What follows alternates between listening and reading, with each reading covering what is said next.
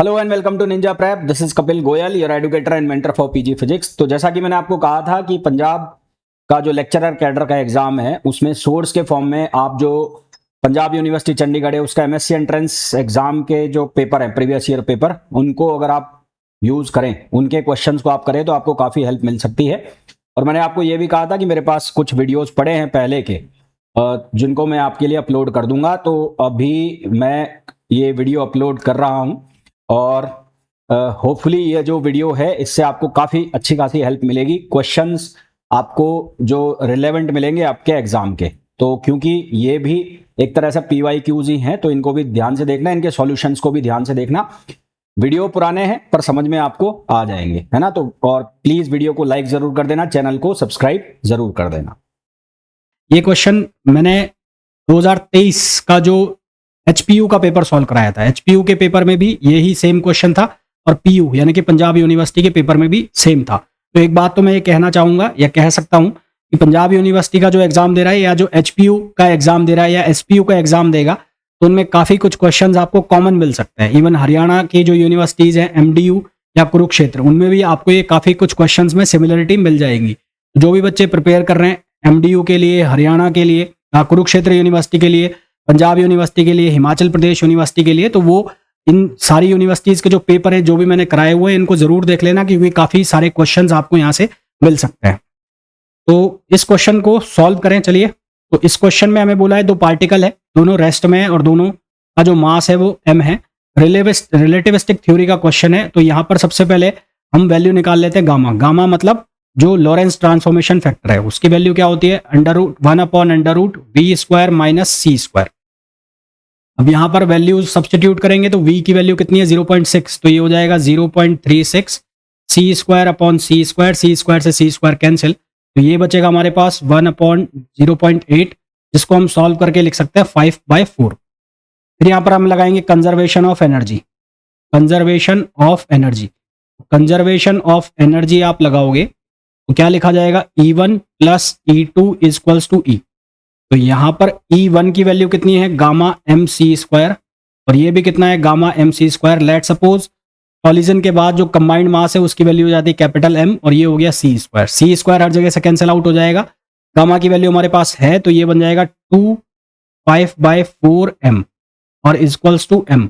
तो यहाँ से इसको जब हम सॉल्व करेंगे तो m की वैल्यू कितनी आ जाएगी, ये आ जाएगी 5m/2। तो हमारे पास जो करेक्ट आंसर आ जाएगा वो आ जाएगा B, है ना। कौन सा आंसर आ जाएगा, B। नेक्स्ट क्वेश्चन पे आइए। नेक्स्ट क्वेश्चन में बोला है the average of the function. Average निकालना है फंक्शन का, 0 से पाई का इंटरवल है। तो इसका एवरेज कैसे निकालेंगे, इसका एवरेज निकालने के लिए 0 to π fx dx, और इसका जो बेस है वो कहाँ से कहाँ तक है, लेंथ जो है वो कितनी है, 0 से पाई, यानी कि लेंथ हो गई पाई। तो इसका एवरेज निकल जाएगा इस तरह से, तो 1/π fx dx यानी कि 0 से पाई, ये पाई है, पाई यहाँ पर ये है पाई, तो 0 से पाई यहाँ पर आप लिखोगे sin x dx।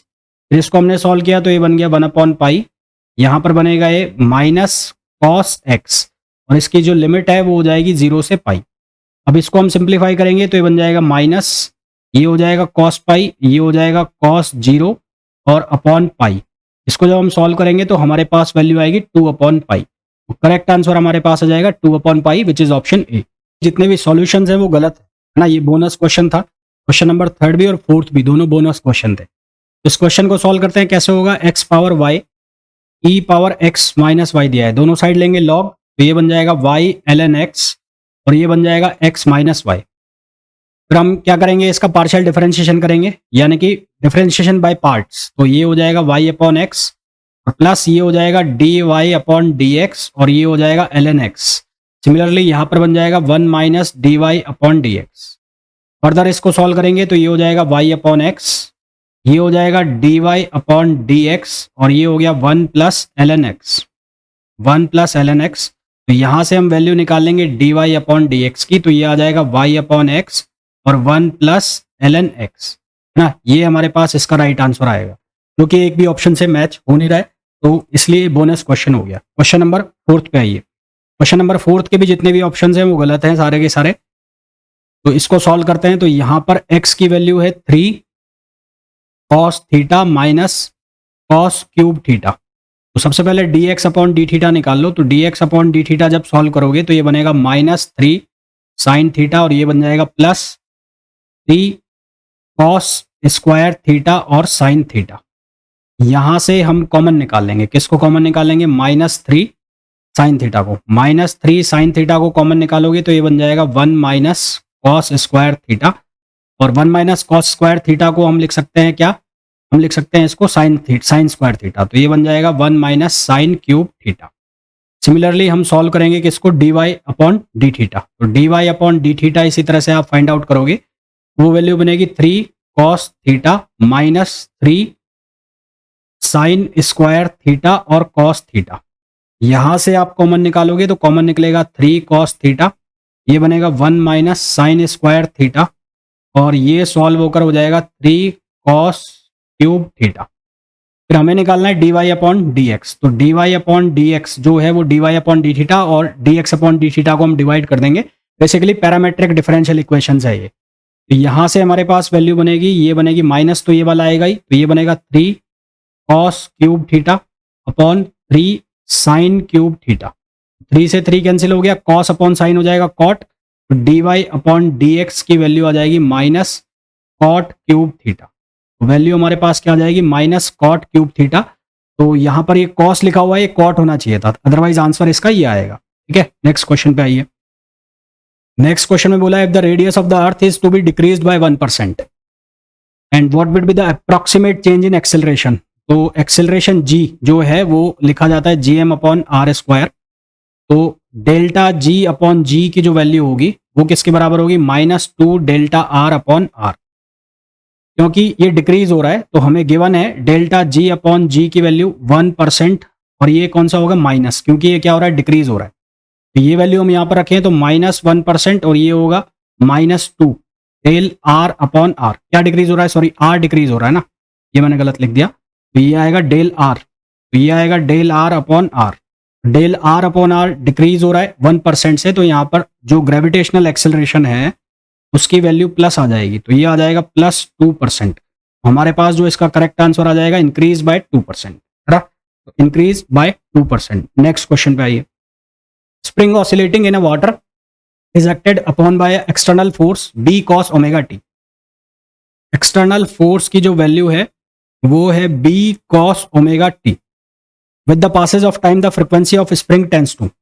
अब जब हमने जो स्प्रिंग है उसको हमने वाटर के अंदर सबमर्ज कर दिया, जब वाटर के अंदर सबमर्ज कर दिया तो ये इसके ऊपर कौन सा फोर्स लग रहा है? इसके ऊपर लग रहा है एक्सटर्नल फोर्स, यानी कि ये फोर्स्ड ऑसिलेशन हो गया। और फोर्स्ड ऑसिलेशन हो गया तो स्प्रिंग की जो फ्रीक्वेंसी है वो फोर्स ऑसिलेशन की फ्रीक्वेंसी के बराबर हो जाएगी, और फोर्स की जो फ्रीक्वेंसी है कितनी है? ओमेगा, तो इसकी फ्रीक्वेंसी भी कितनी हो जाएगी? ओमेगा, यानी कि इक्वल टू। नेक्स्ट क्वेश्चन में हमें बोला है, gun shoot 3 times as high when its angle of elevation is gamma when it is beta. What is the ratio of the horizontal distance traveled respectively in the two cases? सबसे पहले case के लिए, for first case h1 की जो value है, projectile का question है, क्या लिखेंगे? u square sine square beta upon 2g, और r1 की जो वैल्यू है उसको हम लिखेंगे u square sine 2 beta upon g, ना। ये वैल्यू हो गई फर्स्ट केस के लिए। इसी तरह से सेकंड केस के लिए लिख लो, फॉर सेकंड केस। तो सेकंड केस के लिए लिखोगे तो ये बन जाएगा h2 की वैल्यू हो जाएगी u square sine square gamma upon 2g, और ये हो जाएगा r2 की वैल्यू हो जाएगी u square sine 2 gamma upon g। Given क्या है? गिवन है h1 अपॉन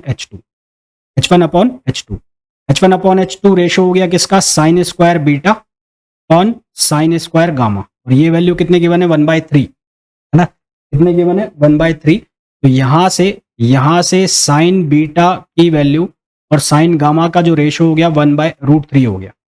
ये 1/√3 कब हो सकता है? जब हम बीटा की जो वैल्यू है उसको हम 30 डिग्री ले और गामा की जो वैल्यू है उसको 60 डिग्री ले, है ना। क्योंकि अगर मैं बीटा की वैल्यू को 30 डिग्री लेता हूं तो ये बनेगा 1/2, और गामा की वैल्यू को मैं लेता हूं 60 डिग्री तो ये बनेगा √3/2, तो वहां से ही वैल्यू आएगी। इसका मतलब बीटा जो है, बीटा की वैल्यू है 30 डिग्री और गामा की वैल्यू कितनी है? 60 डिग्री। तो हमें R1 अपॉन R2 पूछा है। R1 upon R2। तो R1 जो है वो कितना है साइन 2 बीटा, और जो ये है कितना है साइन 2 गामा, साइन 2 बीटा और साइन 2 गामा। तो साइन 2 बीटा, बीटा कितना है 30 डिग्री, तो ये हो जाएगा साइन 60 डिग्री, और गामा जो है वो कितना है 60 डिग्री, तो ये हो जाएगा साइन 120 डिग्री। अब साइन 60 डिग्री और साइन 120 डिग्री दोनों सेम वैल्यू देंगे, इसका मतलब हमारा जो आंसर आ जाएगा वो आ जाएगा C 1:1। नेक्स्ट क्वेश्चन पे आइए। In low density oxygen gas at low temperature, translation और रोटेशनल मोड्स हैं तो डिग्री ऑफ फ्रीडम हो जाएंगे 2। तो हमारे पास एनर्जी स्पेसिफिक हीट पर मॉलिक्यूल ऑफ द गैस है ना, स्पेसिफिक हीट पर मॉलिक्यूल ऑफ द गैस निकालना है, तो C की वैल्यू हो जाएगी कितनी, ये हो जाएगी F/2R। ये वैल्यू कितनी हो जाएगी F/2R। F की वैल्यू हो जाएगी कितनी 5, तो ये हो जाएगी 5R/2। तो ये यहाँ पर मॉलिक्यूल्स में निकालना है, ये पर मोल है, मॉलिक्यूल्स में निकालना है, मॉलिक्यूल्स में निकालना है, तो ये हो जाएगी 5/2 kb। ये हो जाएगी पर मॉलिक्यूल, ये हो जाएगी पर मॉलिक्यूल्स, और ये है पर मोल, ये है पर मोल। तो हमारे पास आंसर आ जाएगा B। Next question, consider the head on elastic collision of a neutron moving respectively through a same sample of lead carbon paraffin, which one of the above sample is most efficient in slowing down the neutron. तो paraffin जो है वो ज्यादा efficient होते हैं slow करने के लिए। The longitudinal vibration of fixed frequency, ये केवल और केवल इवन हार्मोनिक्स को, यानी इवन हार्मोनिक्स का मतलब हो गया 2, 4, 6 इस तरह के हार्मोनिक्स को डेवलप करेगी। Number of beats produce in 1 second is equals to, तो ये आ जाएगा answer B। Difference of the frequency of 2 modes, ये क्वेश्चन भी मैंने आपको HPU 2023 में भी कराया था, और मैंने आपको कहा भी है कि HPU पंजाब, MDU कुरुक्षेत्र में काफी सारे क्वेश्चंस आपको कॉमन मिल सकते हैं। तो जो प्रिपेयर कर रहा है पंजाब के लिए वो HPU वाले पेपर जरूर देख लेना, जो MDU के लिए कर रहा है वो इन दोनों के पेपर देख लेना। मतलब कोई भी जो एक यूनिवर्सिटी की प्रिपरेशन कर रहा है तो इन तीनों चारों यूनिवर्सिटीज के जो प्रीवियस ईयर पेपर्स हैं वो जरूर देख लेना। नेक्स्ट क्वेश्चन पे आइए। पैसेंजर इज सिटिंग इन अ बस which is moving very fast, the driver of the bus makes a horn of frequency N1। अब क्योंकि जो स्पीड बस की है वही स्पीड पैसेंजर की है ना, तो स्पीड ऑफ बस एंड पैसेंजर, स्पीड ऑफ बस एंड पैसेंजर इज सेम, दोनों की स्पीड सेम है, तो रिलेटिव वेलोसिटी जो है, रिलेटिव वेलोसिटी दोनों के बीच की जो रिलेटिव वेलोसिटी है वो क्या हो गई 0। रिलेटिव वेलोसिटी 0 हो गई तो हॉर्न अगर N1 फ्रीक्वेंसी से बज रहा है तो जो फ्रीक्वेंसी सुनाई देगी किसको, पैसेंजर को, वो भी कितनी होगी N1 ही होगी। तो N2 की वैल्यू कितनी हो जाएगी N1 हो जाएगी। करेक्ट आंसर क्या आ जाएगा B आ जाएगा। नेक्स्ट क्वेश्चन पे आइए। यहाँ पर 2 क्लोज्ड ऑर्गन पाइप है, तो जो फ्रीक्वेंसी होती है सबसे पहले तो 12 बीट्स इन 4 सेकेंड है, तो 1 सेकेंड में जो बीट्स आएंगी वो कितनी आएंगी 3। इसी तरह से यहाँ पर 1 सेकेंड में जो बीट्स आएंगी वो कितनी आएंगी 4। अब जो फ्रिक्वेंसी है वो प्रोपोर्शनल होती है inverse square root of temperature के, तो इसको हम लिखेंगे F1 upon F2 equals to, ये हो जाएगा T1 अपॉन T2, तो ये हो जाएगा 3/4। और पहले केस में जो टेम्परेचर है 27 को केल्विन में कन्वर्ट करो 300 हो गया। T2 हमें फाइंड आउट करना है, दोनों साइड कर दो स्क्वायर, तो ये हो जाएगा 9/16 और इक्वल्स टू 9/16 इक्वल्स टू ये हो गया 300 अपॉन T2। तो यहाँ से T2 की वैल्यू हो जाएगी 300 इंटू 16 अपॉन 9, केल्विन में आएगा, इसको डिग्री सेंटीग्रेड में सॉल्व कर लोगे तो आंसर आ जाएगा 260.3 degree centigrade, 260.3 degree centigrade which is option D. Next question में बोला है relativistic transformation refers to, relativistic transformation इसके लिए होता है, लॉरेंस ट्रांसफॉर्मेशन के लिए होता है। नेक्स्ट क्वेश्चन पे आइए। Railway engine passes by platform of a speed of 36 kilometre per hour. 36 kilometre per hour का मतलब हो गया 10 मीटर पर सेकेंड। कैसे कन्वर्ट करा, 36 इंटू 1000 अपॉन 3600, एक घंटे में 3600 सेकेंड, ये हो गया 10 kilometre per second. Blowing its whistle having a frequency F0 की वैल्यू दी है। Difference in frequency of whistle heard by a person standing on the platform as engine goes pass the person. देखो भाई कैसे करना है, इसके 2 केस बनेंगे। मान लेते हैं ये पर्सन खड़ा है, ये पर्सन खड़ा है, पहले यहां से ट्रेन आ रही है, ये ट्रेन है। पहले केस में ट्रेन इसको अप्रोच कर रही है और दूसरे केस में ट्रेन यहां से जा रही है ना। तो ये क्या कर रही है, अप्रोच, और दूसरे केस में क्या कर रही है, रीसीड्स। रीसीड्स का मतलब यहां से जा रही है। तो फर्स्ट केस कौन सा, जब इसको ट्रेन अप्रोच करेगी तो इसको उसका जो सायरन है वो ज्यादा सुनाई देगा। तो उस केस में जो फ्रिक्वेंसी होगी उसको लिखेंगे F equals to F1 equals to F naught V upon V minus V S, है ना, V minus V S. Second case में क्या होगा, वो जा रहा है तो उसका सायरन उसको कम सुनाई देगा। तो F2 की वैल्यू हो जाएगी F naught V upon V plus V S. हमें इन दोनों का डिफरेंस निकालना है। डिफरेंस किसके बराबर होगा, F1 माइनस F2, और ये जो डिफरेंस का फॉर्मूला बनेगा ये बनेगा F naught V into 2VS upon ये F नॉट है, ये हो जाएगा V square minus VS square. अब जो V है स्पीड ऑफ साउंड हमने ले लिया 330 मीटर पर सेकेंड। VS की वैल्यू कितनी है, 10 मीटर पर सेकेंड। ये जितनी भी वैल्यूज हैं हम यहाँ पर अगर सब्सटीट्यूट करते हैं तो हमें आंसर जो आएगा वो आएगा 40 हर्ट्ज ना। हमारे पास जो आंसर आ जाएगा वो आ जाएगा 40 hertz, which is option A. फिर नेक्स्ट क्वेश्चन है, in case of forced vibration of resonance wave become very sharp when the. अब रेजोनेंस वेव के लिए जो उसका एम्पलीट्यूड होता है वो एम्पलीट्यूड होता है A naught A equals to F naught upon 2k omega, जहां k जो है वो डैम्पिंग कॉफिशिएंट है। अब हमें कौन सा चाहिए, हमें शार्प डैम्पिंग चाहिए। तो फॉर शार्प डैम्पिंग के लिए क्या है कि A should be high, A की वैल्यू हाई होनी चाहिए, A should be high. A high होगा तो उसके लिए के की वैल्यू क्या होनी चाहिए, लो।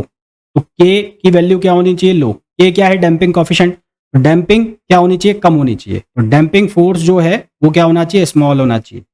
तो डैम्पिंग फोर्स इज स्मॉल। तो क्या आ जाएगा, डैम्पिंग फोर्स की वैल्यू क्या होनी चाहिए, स्मॉल, यानी कि करेक्ट ऑप्शन क्या आ जाएगा, ए आ जाएगा। नेक्स्ट क्वेश्चन पे आइए।